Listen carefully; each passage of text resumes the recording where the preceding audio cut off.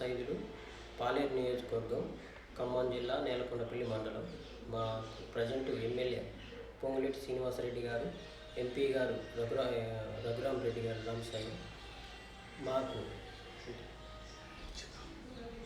ఇక్కడ మాది బైరన్పల్లి, మా బైరన్పల్లి గ్రామ శాఖ నాయకులు. నమస్తే అండి, నా పేరు గండు సైదులు. మాది పాలేరు నియోజకవర్గం ఖమ్మం జిల్లా నేలకొండపల్లి మండలం. మాకు ఇక్కడ ప్రజెంట్ ఎమ్మెల్యే పొంగులేటి శ్రీనివాసరెడ్డి గారు, మా ఎంపీ గారు రఘురామ్ రెడ్డి గారు. వీరు మా ముఖ్యమంత్రి రేవంత్ రెడ్డి గారి ప్రభుత్వ ప్రారంగా ఇచ్చిన 6 గ్యారెంటీల్లో 100% ప్రతి గ్యారెంటీని అమలు చేస్తున్నారని కోరుకుంటున్నాము. అలాగే ఇంకా కొన్ని కావాల్సిన అమలులో భాగంగా రైతు రుణమాఫీలు కానీ, నెక్స్ట్ గృహ నిర్మాణ పథకం కానీ, ఇంకా రేషన్ కార్డు పంపిణీలు కానీ, ఇవి ప్రజలకి అర్హత గల ప్రతి ఒక్క నిరుపేదకి ఈ సంక్షేమ ఫలాలు అందాలని కోరుకుంటున్నాను. ఓకే సార్, ఇక్కడ మాజీ ఎమ్మెల్యే కందాల ఉపేందర్ రెడ్డి గారు కాంగ్రెస్ పార్టీ తరఫున గెలిచి మళ్ళీ బీఆర్ఎస్లో పోయిండు. అంటే అభివృద్ధి కోసం పోయిండా, సొంత లాభాలకు వెళ్ళిందంటారు సార్ గత మాజీ ఎమ్మెల్యే గారు? ఆయన సొంత లాభాలు చూసుకోవటమే తప్ప ఆయన అభివృద్ధి కోసం పోయి మాకు ఇక్కడ పాలేరు నియోజకవర్గంలో ఆయన చేసిన అభివృద్ధి అంటూ ఏమీ లేదు. ఆయన సొంత లాభం చూసుకొని ఆయన గెలిపించిన ప్రజల్ని నట్టేట ముంచి ఆయన ఆర్థిక అవసరాలు తీర్చుకున్నాడు తప్ప ప్రజల్ని ఏనాడు కూడా తనను ఓటేసిన నాయకులను నట్టేట ముంచిపోయాడు. సార్, ఉపేందర్ రెడ్డి గారు ఓడిపోవడానికి గల ప్రధాన కారణం ఏంటి సార్? ఇక్కడ ఆయన పార్టీలు మారటం ప్రధాన కారణం. తన స్వలాభం చూసుకున్నాడు. తనకు ఓటేసిన కార్యకర్తలను ఇబ్బందులు పెట్టడం వల్ల తను ఆల్రెడీ పాలేరు నియోజకవర్గం అంటే కాంగ్రెస్ అంటే పాలేరు నియోజకవర్గం. కేడర్ లేని వ్యక్తులను పట్టుకొని ఆయన అప్పుడున్న అధికారాన్ని పట్టుకొని పార్టీ మారటం వల్ల ఆయనని ఇక్కడ ఉన్న ప్రజలు నమ్మలేకపోయారు. సార్, ఇప్పుడు రాష్ట్ర ప్రభుత్వం కాంగ్రెస్ ప్రభుత్వం అధికారంలోకి రాగానే 6 గ్యారెంటీలు ప్రవేశపెట్టింది సార్. అందులో మొదటిది ఉచిత బస్సు. ఆ ఉచిత బస్సు పైన మహిళలు చాలా వరకు తిరస్కరిస్తున్నారు సార్. దీనిపైన మీరు కాంగ్రెస్ పార్టీ లీడర్గా ఏమంటారు సార్? అది వాస్తవానికి 100% నిజమండి. మహిళలు కానీ జెంట్స్ కానీ ఎక్కువ శాతం ప్రజలు కూడా ఈ పథకం అయితే మంచి పథకం, కానీ ఇది ప్రజలు ఇబ్బంది పడుతున్నారు. ఎక్కువ బస్సులలో కూడా దానికి మించి ఎక్కుతున్నారు. దానివల్ల బస్సు ప్రమాదాలు జరిగే అవకాశం ఉంది. ప్రజలు కూడా దీని పథకాన్ని తీసేవాన్ని 100% కోరుకుంటున్నారు సార్. దీని విషయంలో అది సార్, అట్లనే ఇప్పుడు 200 యూనిట్ల కరెంటు కూడా చాలా చోట్ల అమలు కాలేదు. ఇంకా బిల్స్ వసూలు చేస్తున్నారు సార్. గ్యాస్ కూడా డబ్బులు పడతలేవు అంటున్నారు ఇక్కడ స్థానిక ప్రజలు. మరి అట్లాంటి సమస్య మీ దృష్టికి ఏమైనా వచ్చిందా? మీరు అధికారుల దృష్టికి తీసుకెళ్లారా సార్? అటువంటి సమస్యలు మా దృష్టికి వస్తున్నాయి. మాకు సంబంధించిన మంత్రి గారి దృష్టికి దీని సమస్యలను కూడా తీసుకెళ్తున్నాం. సార్ కూడా ఇక్కడ ఉన్న అధికారులతో మాట్లాడి ఆ సమస్యల్ని పరిష్కారం కోసం సార్ ప్రయత్నం చేస్తున్నారు.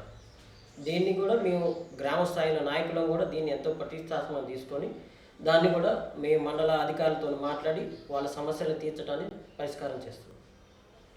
సార్, గత ప్రభుత్వం తెలంగాణ రాష్ట్ర వ్యాప్తంగా చూసుకున్నా కూడా రేషన్ కార్డులు ఇవ్వలేదు సార్.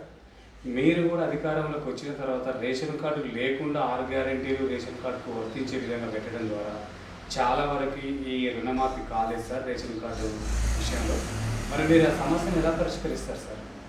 అది మా ముఖ్యమంత్రి గారు, మా మంత్రి గారు పొంగులేటి శ్రీనివాసరెడ్డి గారు, మిగతా మంత్రులు కూడా దీని విషయంలో రైతులకి అంటే లేని వారికి, అర్హత గల వాళ్ళకి ఈ పథకాన్ని ఎట్లా వర్తించాలి, ఈ పథకాన్ని ప్రజలకు ఎలా తీసుకోవాలని క్షుణ్ణంగా పరిశీలించి ప్రజల కోసం వాళ్ళు 18 గంటలు నిరంతరంగా పనిచేస్తూ ఎక్కడెక్కడ ఏ సమస్యలు ఒక కుటుంబంలో అర్హత గల ఉన్న వాళ్ళకి ఎక్కడెక్కడ లిటికేషన్స్ ఉన్నాయన్నీ పరిశీలించి వాళ్ళు ఈ కార్డును ఇవ్వడానికి కొద్దిగా లేటు పడుతుంది. దీనివల్ల కొంతమందికి రుణమాఫీ కాకపోవచ్చు, కొంతమందికి గృహ నిర్మాణ పథకానికి ఇబ్బంది పడవచ్చు, కొంతమందికి రైతు విద్యుత్కి సంబంధించి ఇబ్బంది పడవచ్చు. కానీ ప్రతి ఒక్కరికి లేట్ అయినా నిదానంగా వాళ్ళకి ఈ పథకాలన్నీ వర్తిస్తాయని నేను సార్, గత ప్రభుత్వంలో ఈ టైంకు 2 టైమ్స్ ఆల్రెడీ రైతు బంద్ వేసేటోళ్ళు. ఈసారి ఇంకా రైతు బంద్ పడలేదని చెప్పేసి ఇక్కడ కొంతమంది రైతులు అలా బాగా చెప్పుకోవడం జరిగింది సార్.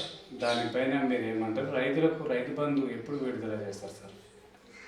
మా ముఖ్యమంత్రి గారు చెప్పినట్టు జనవరి 15 తర్వాత రైతు బంధుని విడుదల చేయడానికి ప్రభుత్వం సిద్ధం చేస్తుంది. రెండోది ఏంటంటే ఇప్పటివరకు అయితే వేయని విషయం అయితే వాస్తవం. కానీ గత ప్రభుత్వానికి మిగులు బడ్జెట్తో ఉన్న ప్రభుత్వం అది. ఇప్పుడు ఇది అప్పుల రాష్ట్రంగా కేసీఆర్ ప్రభుత్వం కాంగ్రెస్ ప్రభుత్వానికి అప్పచెప్పింది కాబట్టి వీళ్ళు దీనిలో ఎన్నికల హామీలో భాగంగా రైతు రుణమాఫీని 2 లక్షల రుణమాఫీని పకడ్బందీగా పూర్తి చేయడానికి ఉన్న నిధులు అటు ఖర్చు చేయాల్సిన పరిస్థితి ఏర్పడినందున ఈ రైతు బంధును కూడా కొద్దిగా నిదానంగా లేట్ అవుతుంది. ఆర్థిక సమస్యలు ఇబ్బందుల వల్ల ఈ మా ప్రభుత్వం చేయలేకపోతుంది. దాన్ని కూడా జనవరి 15 తర్వాత ఈ పథకాన్ని పూర్తి చేస్తామని మేము కోరుతున్నాం. సార్, ఇప్పుడు 500 బోనస్ ఏదైతే ఉందో సన్న వడ్లకి, ఆ బోనస్ అనేది ఓన్లీ సన్న గింజలకే పెడతారా? ఆల్ పంటలకి దొడ్లకి కూడా వర్తించే విధంగా మార్పు చేస్తారా సార్? ఇది రైతులు కోరుకుంటున్న కోరిక సార్. ఇది వాళ్ళ కోరిక మేరకు మీ ప్రభుత్వం ఏం నిర్ణయం తీసుకోబోతుంది? ప్రజల కోరిక మేరకు మాకు తెలిసిన విధానం గ్రామీణ ప్రాంతాల్లో ఎక్కువ రైతులు అంటే భూస్వాములు ఉన్న ఏరియాలో గ్రామీణ ప్రాంతాల్లో ఎక్కువ రైతులు అంటే కౌలుకు తీసుకొని భూములు చేసే ఇక్కడ రైతులు వీళ్ళు ప్రతి గింజకి అంటే సన్నాలకి మొద్దు బియ్యం కానీ అన్నిటికీ మొద్దు వడ్లకు కానీ బోనస్ 500 ఇవ్వాలని ప్రకటిస్తున్నారు. మా ప్రభుత్వం అయితే సన్నాలకు ఇస్తాను చెప్పింది. దాన్ని కూడా మొద్దు బియ్యాన్ని మొద్దు వడ్లకు కూడా ఇవ్వని మేము కోరుకుంటున్నాం. అది కూడా రాష్ట్ర మంత్రివర్యులకు తెలియజేయడానికి మేము సిద్ధపడతాం. 500 ఇవ్వటం వల్ల ప్రతి ఒక్క రైతు సంతోషపడుతున్నాం. సన్నాలకు 500 బోనస్ ఇవ్వటం వల్ల రైతు బంధు కంటే ఇది 500 బోనస్ అంటే కౌలు రైతులకు కూడా ఇది సంతోషపడే విషయం. కౌలు రైతు బీమా రైతు బంధు తీసుకుంటున్నారు కౌలు సొంత భూమి వాళ్ళు. వీళ్ళు అసలు కౌలు రైతులకి ఇబ్బంది అవుతుంది కావున ఈ బోనస్ వల్ల కౌలు రైతులు కూడా దీన్ని సంతోషకరంగా వ్యక్తం చేస్తున్నారు. సార్, ఇక్కడ పొంగులేటి శ్రీనివాసరెడ్డి మంత్రి గారు ఈ గ్రామాన్ని అంటే ఎలా అభివృద్ధి చేస్తాను ఇప్పుడు శిలాఫలకాలు కొన్ని వేసడం జరిగింది సార్. చూసినాం ఏ అభివృద్ధి కార్యక్రమాల కోసం వేసారు.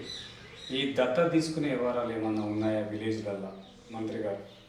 మాకు తెలిసిన వరకు మా మంత్రి గారు పొంగులేటి శ్రీనివాసరెడ్డి గారు ప్రతి గ్రామాన్ని తాను నియోజకవర్గంలో ప్రతి గ్రామాన్ని ఆదర్శంగా తీసుకున్నారు. ప్రతి గ్రామాన్ని అభివృద్ధి చేయాలన్న సంకల్పంతో సీసీ రోడ్లు కానీ ప్రజలకి రోడ్ల సౌకర్యం కానీ ప్రతి ఎలక్ట్రికల్ సమస్యలు కానీ తను 100% పూర్తి చేయడానికి సిద్ధపడ్డాడు. అలాగే ఇంకా ఏమన్నా ప్రజల సమస్యలు ఉంటే తీర్చడానికి తను సాయశక్తిగా కృషి చేస్తానని నిన్న మాకు బైరంపల్లి గ్రామానికి రావడం జరిగింది. ప్రజల పరంగా ఎటువంటి ఇబ్బందులు వచ్చినా కరెంటు కానీ రోడ్ల పరంగా కానీ ఏదైనా నేను కృషి చేస్తాను. గృహ నిర్మాణానికి కానీ నేను నా శాయశక్తిలో మీకోసం పనిచేస్తానని సార్ చెప్పడం జరిగింది. సార్, ఇప్పుడు స్థానిక సర్పంచ్ ఎన్నికలు అయిపోయి కూడా ఒక 10 months కావస్తుంది సార్, 9-10 months కావస్తుంది. సమస్యలు చెప్పుకోవడానికి ఎవరు లేక, స్పెషల్ ఆఫీసర్లు అందుబాటులో లేక గ్రామ పంచాయతీలన్నీ కూడా కుంటుపడుతున్నాయి సార్ అభివృద్ధి పరంగా. ఎందుకు జాప్యం జరుగుతుంది? మీకు ఈ సమస్యను ఎప్పుడు పరిష్కరిస్తారు? ఎన్నికలు ఎప్పుడు జరుగుతాయి సార్? సార్, ఇది గతంలో ఒక నిబంధన పెట్టారు ఇక్కడ ఎస్సీ ఎస్టీ అంటే ఇక్కడ బీసీలకి ఇక్కడ ఎలక్షన్లో పాల్గొనే అవకాశం తక్కువ కల్పించడం వల్ల ఈ కాంగ్రెస్ గవర్నమెంట్ ఏం చేసిందంటే బీసీలకు అవకాశం కల్పించాలన్న ఉద్దేశంతో కొద్ది సర్వే జరుగుతుంది. ఆ సర్వే పూర్తి అయినాక ఇటు ముఖ్యమంత్రిగా రేవంత్ రెడ్డి గారు కానీ శ్రీనివాసరెడ్డి గారు ఇంకా సంబంధిత మంత్రులు కానీ ఈ నిర్ణయాలు తీసుకొని ఒక 2-3 నెలల్లో గ్రామ పంచాయతీ ఎన్నికలను జరపడానికి సిద్ధంగా ఉన్నారు. సార్, ఇప్పుడు బీసీ వర్గీకరణ పైన మీ అభిప్రాయం ఏంటి? బీసీ వర్గీకరణ చేయడంతో బీసీలకు న్యాయం జరుగుతుంటారు? 100% వాస్తవం అండి. బీసీ వర్గీకరణ చేయడం వల్ల బీసీలకి లాభం జరుగుతుందని నేను కోరుకుంటున్నాను. అంటే ఎస్సీ వర్గీకరణ కూడా అమలైంది సార్. ఇక్కడ మరి రాష్ట్రంలో ఇప్పుడున్న రేవంత్ రెడ్డి ముఖ్యమంత్రి గారు అమలు చేస్తారు. ఎస్సీ వర్గీకరణ అమలు జరుగుతుంది సార్. రేవంత్ రెడ్డి గారు దాన్ని కూడా పరిశీలిస్తున్నారు. దాన్ని అమలు చేయడానికే రేవంత్ రెడ్డి సర్కారు నిర్ణయం తీసుకుంటారు. సార్, ఇక్కడ కొంతమంది యువకులు అంటే మహిళలు కానీ యువకులు కానీ ఈ ప్రతి గల్లీలో చూసుకుంటే బెల్ట్ షాపులు విచ్చలవిడిగాయినాయి సార్. వాటి నిర్మూలన కోసం కాంగ్రెస్ ప్రభుత్వం ఎలాంటి చర్యలు చేపట్టబోతుంది సార్? కాంగ్రెస్ గవర్నమెంట్ ప్రతి ఊళ్ళో బెల్ట్ షాపులు తీసేయడానికి వాళ్ళు ప్రయత్నం చేస్తున్నారు. స్థానిక అధికారులతో కూడా మాట్లాడుతున్నారు. కొంత లోప వల్ల కొద్ది టైం పట్టవచ్చు. అది బెల్ట్ షాపులు ఎత్తేయడానికి కూడా కాంగ్రెస్ గవర్నమెంట్ నిర్ణయం తీసుకుంటుందని నేను కోరుకుంటున్నాను. సార్, ఇక్కడ విద్యా వైద్యంపై రాష్ట్ర ప్రభుత్వం ఎలాంటి చర్యలు చేపడుతుందంటే ఎలాంటి ప్రజలకు విద్యా వైద్యాన్ని ఏ విధంగా అందిస్తుంది సార్? గత 2 నెలల క్రితం ముఖ్యమంత్రి గారు స్వయంగా ఒక ప్రకటన చేశారు. ప్రైవేట్ స్కూళ్ళ కంటే గవర్నమెంట్ స్కూల్ను ఒక మోడల్ స్కూల్గా నిర్మించాలని సంకల్పం తీసుకున్నారు. వచ్చే విద్యా సంవత్సరం నుంచి సార్ దాని మీద కూడా పెద్దపీట వేస్తారని కోరుకుంటున్నాను. అంటే ఇక్కడ ఎలక్షన్లు జరగాలంటే మద్యం, మనీ ఈ రెండు లేకుండా ఎలక్షన్లు జరగవు సార్. ఈ ఎలక్షన్లలో డబ్బులు కానీ బిర్యానీ పొట్లాలకు అలవాటు పడకుండా ఓటర్లలో మీరు ఎలాంటి చర్యలు తీసుకురాబోతున్నారు? వాళ్ళు ఎలాంటి మార్పు కోరుకుంటున్నారు సార్? ఓటర్లను మేము డబ్బు మద్యంతో కాకుండా వాళ్ళని వచ్చే గవర్నమెంట్ వల్ల ప్రజలకు ఏ లాభాలు చేకూరుతాయి, డబ్బు తీసుకొని మీరు నాయకుడి దగ్గర పోతే మీకు ఎటువంటి పరిణామాలు ఎదురైతాయి. డబ్బు తీసుకొని ఓటు వేసిన నాయకులకి మేము మీకు పనిచేయటం చేయరు, మీకు అవసరం ఉంటే మీకు నువ్వు తీసుకొని వేసినావు తప్ప నీకు ఏం పని చేయాలని అంటారు. తీసుకోకుండా వేస్తే నువ్వు ఆ నాయకుని ఎప్పుడైనా నిలబెట్టి అడగగలుగుతావు. అది మన డబ్బు తీసుకొని ఓటు వేయటం అనేది మనది తప్పుడు విధానం. దానివల్లనే మనం ఏ నాయకులను కూడా ప్రశ్నించలేని తత్వానికి ఎదుగుతున్నాం. దానివల్ల మనకు రావాల్సిన కొన్ని సంక్షేమ ఫలాలు మనం గట్టిగా నిలబెట్టి అడగలేకపోతున్నామని వాళ్ళలో సామాజిక కార్యక్రమాలు చేపడుతున్నాం సార్ కాంగ్రెస్ పార్టీ నుంచి. సార్, గత ప్రభుత్వంలో ధరణి అని ఒక సంస్థను తీసుకొచ్చింది సార్. దాంట్లో రైతులు ఇబ్బంది పడుతున్నారని చెప్పేసి ఇప్పుడు ఈ కాంగ్రెస్ ప్రభుత్వం భూమి మార్చేస్తుంది. దీని ద్వారా రైతులకు నిజంగా న్యాయం జరుగుతుందంటారా? మంత్రి గారు పొంగులేటి శ్రీనివాసరెడ్డి గారు, వ్యవసాయ శాఖ మంత్రి తుమ్మల నాగేశ్వరరావు గారు, మా ముఖ్యమంత్రి రేవంత్ రెడ్డి గారు కూడా దీన్ని సమగ్రంగా క్షుణ్ణంగా పరిశీలిస్తున్నారు. దీనికి ఒక అధ్యయన కమిటీని ఏర్పరిచారు. దీని ద్వారా ప్రతి ఒక్క రైతుకి ఎటువంటి ఇబ్బందులు ఉన్నాయి, ఆ ధరణిలో ఎటువంటి లోటుపాట్లు ఉన్నాయి పరిశీలించి దానిని 100% న్యాయంగా పేద ప్రజలకి కానీ ఎవరైతే భూమికి అర్హత గల ఉన్న వ్యక్తులకి న్యాయం చేస్తారని నేను కోరుకుంటున్నాను. సార్, ఇప్పుడు మీరు ఫైనల్గా ఎలక్షన్లు వస్తున్నాయి సార్, ఓటర్లకు ఏం చెప్పదలుచుకున్నారు? ఎలాంటి మార్పు కోరుకుంటున్నారు? కాంగ్రెస్ ప్రభుత్వం అధికారంలోకి వస్తే మార్పు వస్తుందని చెప్పేసి అన్నారు సార్. అప్పుడు ఎంత మేరకు మార్పు వచ్చింది? కాంగ్రెస్ పార్టీ వస్తే పేదల పార్టీ అండి. కాంగ్రెస్ పార్టీ అంటే ఈ పార్టీలో స్వేచ్ఛ స్వభావాలు గల పార్టీ ఇది. అందరూ మాట్లాడవచ్చు.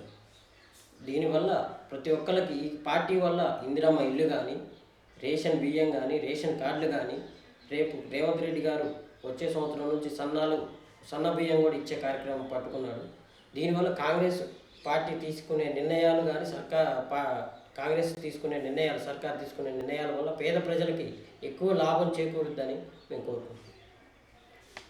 ఓకే సార్, చూస్తూనే ఉండండి మీ తెలుగు టీవీ.